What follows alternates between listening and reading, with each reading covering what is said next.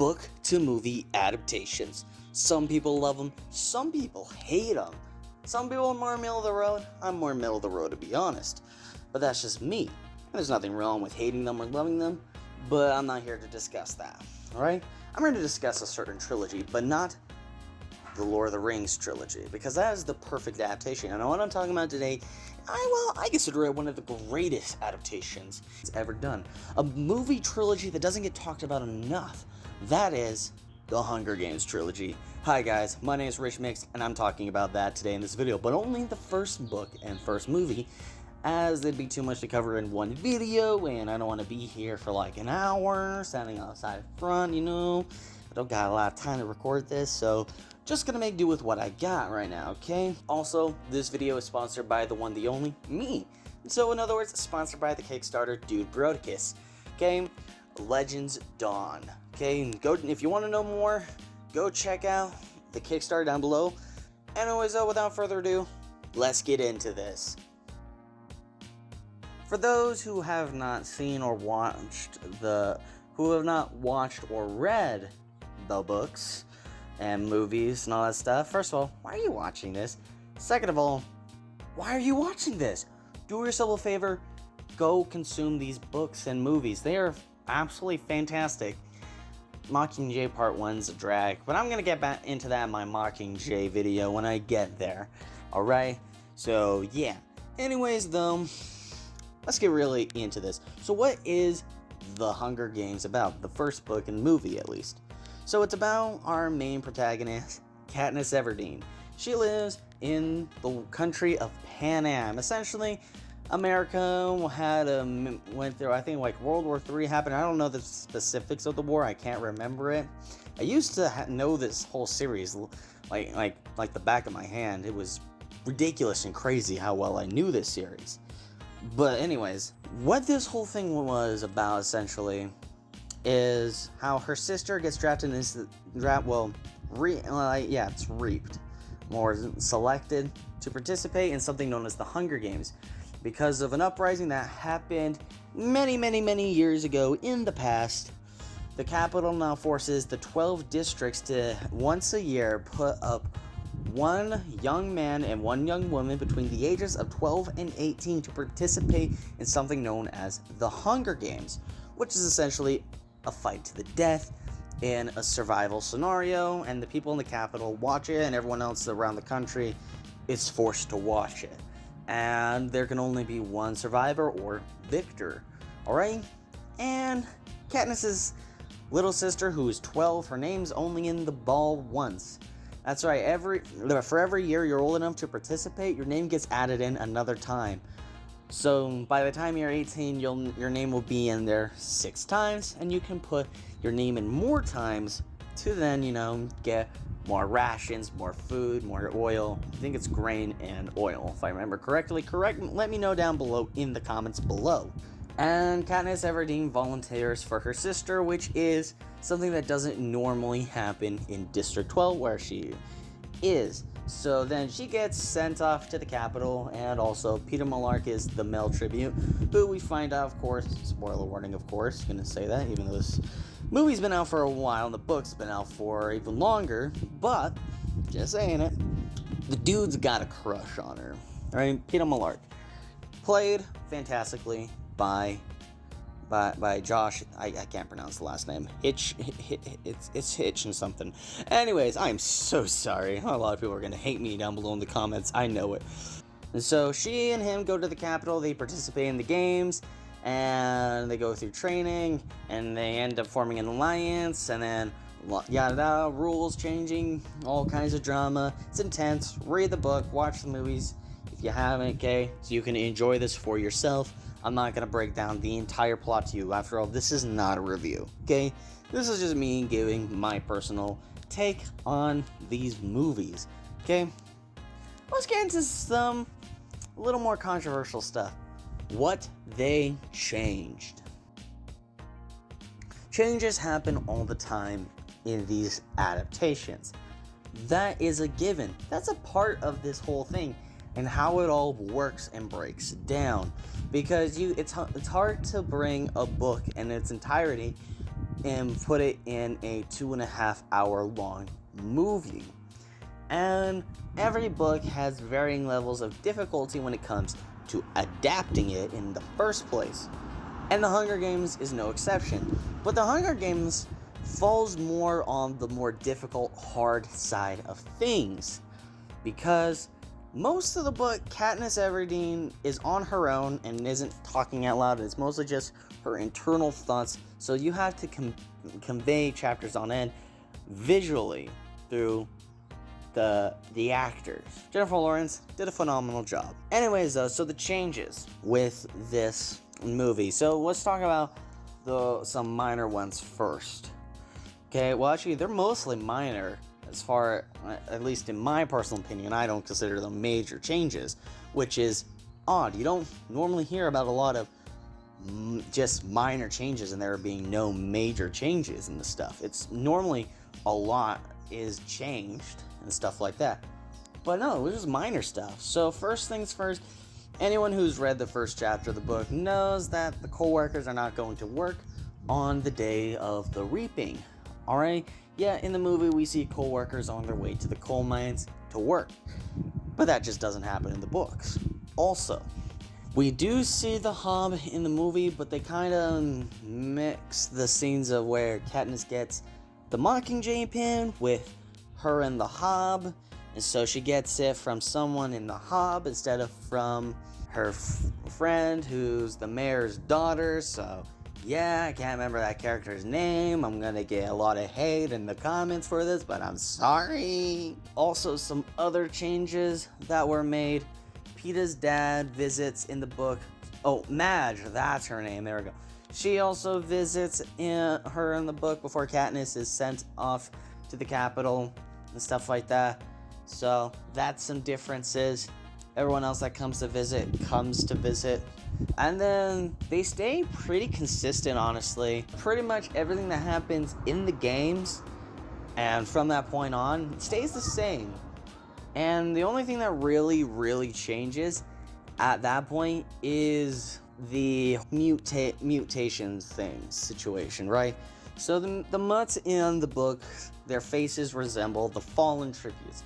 In the movie, in the movie, they just kind of look like normal dogs, right? Now here's something to consider. Technological limitations at the time. If you try to do that, it would have fallen too much into the uncanny valley. No one would be able to take that seriously, and that would just like break everything instantaneously. I'm sorry, I don't care who you are, it just doesn't work. Also, it's minor, it doesn't really matter. It's just like, ooh, a psychological thing that I guess adds a bit to the cruelty and inhumane aspect of the capital, but that's already pretty clear. Those are all the changes that I can think of off the top of my head.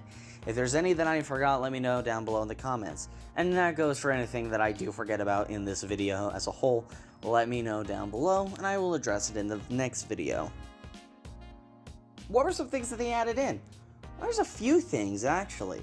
Now, most of the time when a movie adds stuff in, it's to pad out the running time, and it really just takes away from the movie and the whole experience as a whole, and can be really distracting, if I'm being honest, because it doesn't really fit in with everything else. Yeah, it doesn't make sense most of the time. But this is the one exception that I can think of off the top of my head where that does not, in fact, apply.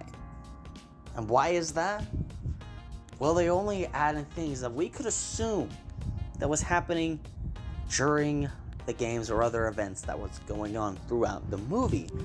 For instance, how President Snow, when he was talking to Seneca Crane, for instance, about the score that they gave Katniss an 11, and it being basically because she shot an arrow at them, essentially, and stuff like that. And the conversations that Snow and Seneca Crane always have, it's beautiful, really. It's great, because honestly, when you're reading the book and stuff like that, if you're thinking about it in the back of your mind, especially if you have the context of the rest of the series, you really know that this stuff is probably happening, and Snow is not happy about anything that is going on, because nothing's going how he likes it to go. And that's just the simple factor of the matter. There's like no hyperbole there, is it? It's just how he is. He is a snake. And I think it's fantastic. Also, they do have sequences of the game makers in their rooms, stuff like that, which is stuff that you can assume was going on. So we saw how they control everything, how the control room looks. Also, we see the commentators, and it helps to give some exposition to some scenes that otherwise we wouldn't have had exposition on. It's not like we can have a conversation between Katniss and Rue about that nest being tracker jackers and what tracker jackers are. It would be really stupid and wouldn't make any sense. And voiceover is weak and lame, and I'm glad the filmmakers did not choose to employ this, because it is cheap, obnoxious, and I hate it. I absolutely hate it. A lot of people hate it because it's considered lazy. With all that being said, was there anything that they added that I didn't really care about? No, not really.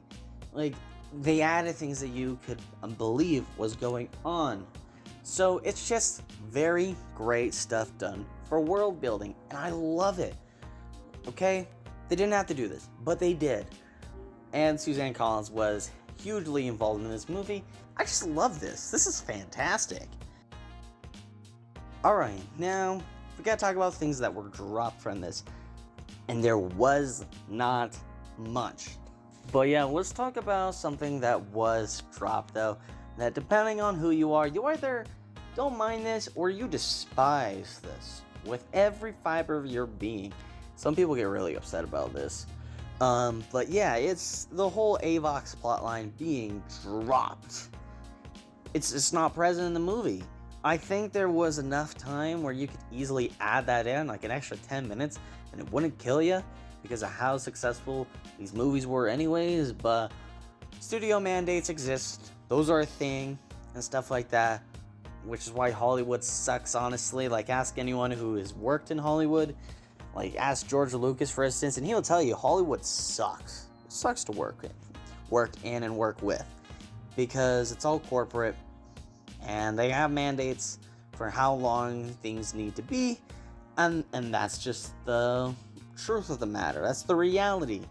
And so some things do get dropped, and this is one of those things that gets dropped. For me, it's not that big of a gripe, but it is a little disappointing and sad that this was not present in it.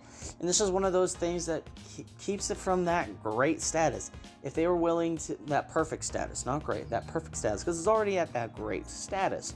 But it's because, they take so much away. Just 20 minutes dropped of potential content. They could have done 20, 30 minutes extra, and it would have made this movie just that much better than it already was. But that concludes this section. Without further ado, let's talk about casting decisions. So I've already gushed a little bit here and there about how much I enjoyed Jennifer Lawrence in the role of Katniss Everdeen. I think it was amazing casting, really. Because, like I said, this book was hard to adapt into a movie because a solid chunk of this book, Katniss doesn't interact with people. It's mostly her internal thoughts, her processing how things are going, her trying to decide what's the best course of action, all kinds of stuff. And that's not everyone's cup of tea, obviously. And it's hard to make that. And they did a fantastic job because Jennifer Lawrence nailed it. And everyone really nailed it.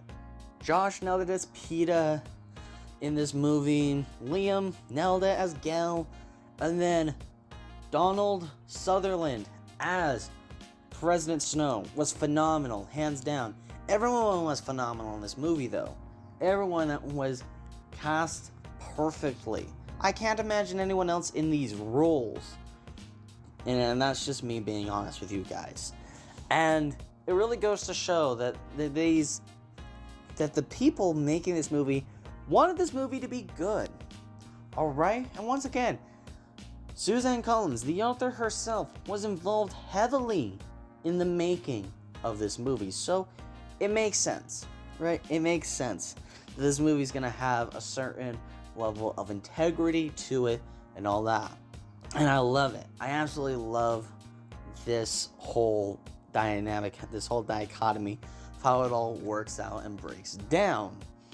So now, the final thing I want to talk about, my personal takes. My hot take, my biggest hot take of this entire video. This video may be considered a hot take as well. I already can imagine the dislikes coming in based on the title and thumbnail alone. I'm excited to see that. That'll be entertaining. But anyways, all that aside, what's my big hot take? Shaky cam. It works.